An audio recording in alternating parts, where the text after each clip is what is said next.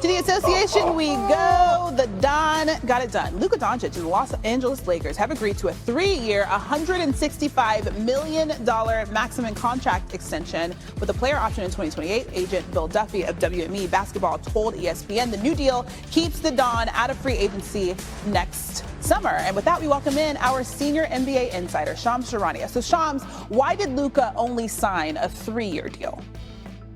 Well, still, it's a commitment, Christine, and it's really the coronation of him as the face of this Lakers organization officially moving forward. But the 3 years was done so that he can have a player option in 2028 that'll allow him to sign a 5-year, $417 million contract that offseason.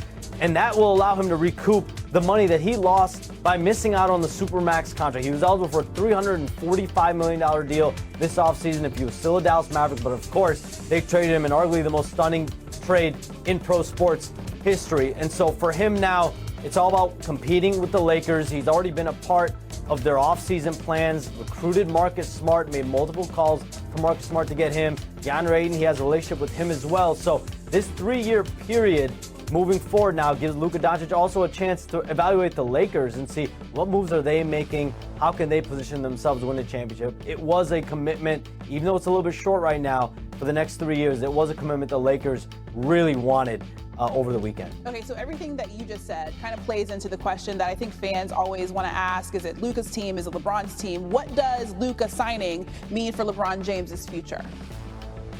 Christine, it means that the Lakers and LeBron James are continuing to try to find this delicate balance that exists. This is a player that's entering a record 23rd NBA season. He's going to be 41 years old in December. He's making over $50 million. All of these three things I just mentioned has literally never happened in the history of the NBA. And that means no one really knows how to handle this. These are uncharted waters. And now you have Luka Doncic coming in, clearly the face of the organization. What I do know is that quote that Rich Paul gave me the day that LeBron James opted in late June. And that's that LeBron wants to continue to compete for a championship, whether that's in LA, whether that's elsewhere. The Lakers feel like they've beefed up this roster to make moves. And he has been supportive and understanding of not only Luka Doncic as the face of this team or the franchise, but the direction that this Lakers organization is going, looking more into the future. Especially after the last 7 years of LeBron James era that did result in a championship and a Western Conference Finals appearance. It's so crazy, too, to think about the fact that LeBron is 41, Luka's in his 20s, so they have a big age gap there. But I feel like the OG, just let the OG be an OG. Thanks, Sean. Leaves over the weekend, signing Luka Doncic to a 3-year, $165 million extension. And the deal includes a player option and keeps Luka in LA through at least 2028, which begs the question, what will this team look like in a post-LeBron retirement world? So back here with Avery Johnson and Coach, we know Luka is going to be in LA for years to come. The same can't quite, though, be said for LeBron. So if you're Rob Pelinka, who's a star you'd be eyeing maybe to team up with Luka, maybe once that LeBron situation and he eventually says goodbye to the NBA? Yeah, Keanu, you're right. I believe this is LeBron James' last year in a Lakers uniform. I don't see him, if he wins a championship, he goes out on his high horse and he's won a championship. If they don't win a championship, which I think is the more likely possibility, even if he decides to play another year, it's going to be in another uniform. Maybe, with Cleveland, maybe even the Dallas Mavericks, who knows? So Luka would need a guy like a Giannis Antetokounmpo. I think this is the only option for the Lakers to bring in Giannis. Damian Lillard, basically released him. Now he's with Portland and he'll be out next year. With Giannis, this is going to be somewhat of a rebuild, especially in the backcourt without Damian Lillard.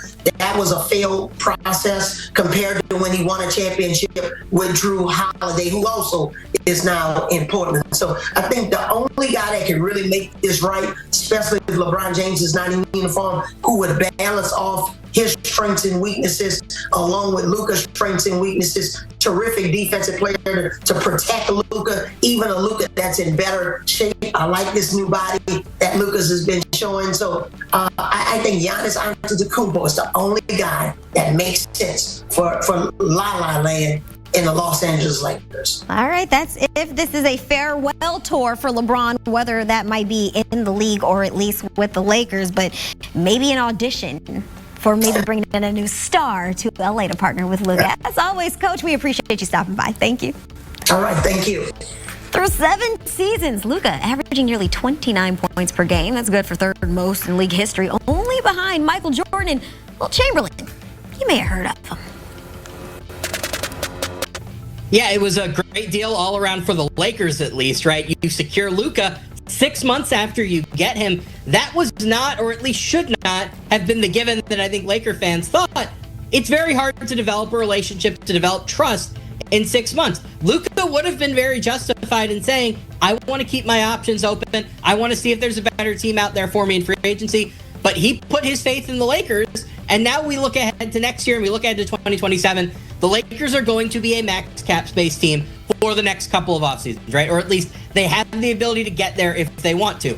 2026, not looking too enticing. Case in point, De'Aaron Fox just re-signed. Jaren Jackson re-signs earlier in the offseason. Not really many great free agents for them to chase, but 2027, that's when Nikola Jokic and Giannis Antetokounmpo are currently set to become free agents.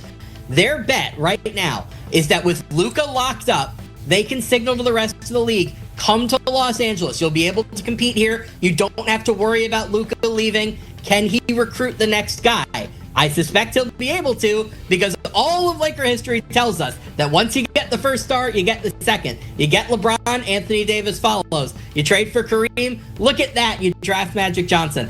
I don't know who the co-star is going to be, but I suspect they're going to be able to find that next guy, and you get Luka on a discount. It'll make it a little bit easier to fit. Remember, he couldn't get the Supermax with the Lakers because they didn't draft him. They didn't trade for him within the first 4 years of his career. He's at a 30% max instead of a 35% max. This is a bargain for the Lakers. It was a boon for them to get him to sign rather than testing free agency. Now they look ahead to getting his sidekick. Yeah, it's crazy to think you're getting value on Luka Doncic, but it's seemingly that the reception that we've seen, especially even with the Fox News, that we... It's a 4-year deal worth $229 million. The deal keeping Fox and San Antonio through the 2029-2030 season. Back in February, the Kings sent Fox to the Spurs in a 3-team trade involving the Bulls. Fox is a former All-Star who averaged 23.5 points per game last season.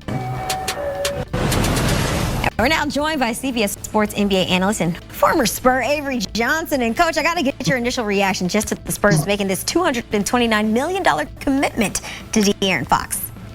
Yeah, even though the Spurs couldn't officially agree on this deal until now with De'Aaron Fox, this was part of that trade scenario when De'Aaron Fox decided to come over to the Spurs. His representatives and Spurs representatives probably had an understanding that they were going to sign a 3 or 4 year extension. And with this 4-year max extension, it keeps De'Aaron Fox around for the next, 4 or 5 years with the Spurs, leading that team, potentially trying to get them back into the playoffs. And now, with Chris Paul going on to the Los Angeles Clippers, this is basically, De'Aaron Fox and Victor Wembanyama's team.